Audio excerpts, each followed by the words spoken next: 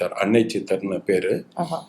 திருச்சியிலேருந்து, அதாவது நம்ம இங்கே சென்னையிலேருந்து திருச்சி போகிற வழியில் பெரம்பலூர் ரோவர் இன்ஜினியரிங் காலேஜ், அது பின்னாடி எளம்பலூர் பக்கத்தில் பிரம்மரிஷி மலை.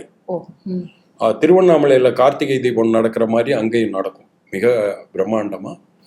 அதே மாதிரி அங்கே இப்போது நான் மட்டும் இல்லை, எடிட்டர் லெனின் சார், நம்ம இசையமைப்பாளர், பாடகர், டைரக்டர் கங்கை அமரன், இப்படி எல்லாரும் வந்து போகிற ஒரு இடம்தான்.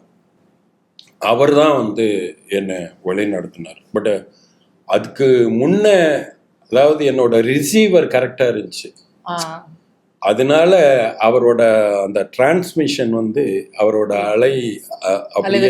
அலைவரிசை என்னை வந்து பார்த்து அப்படியே கிட்ட வந்ததுமே நான் கேப்சர் பண்ணேன்.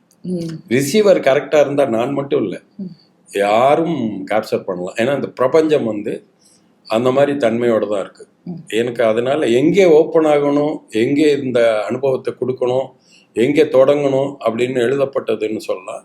அதுக்காக நான் அப்படியே முற்றும் துறந்த முனிவரும் அல்ல, துறவியும் அல்ல, அதெல்லாம் இல்லை.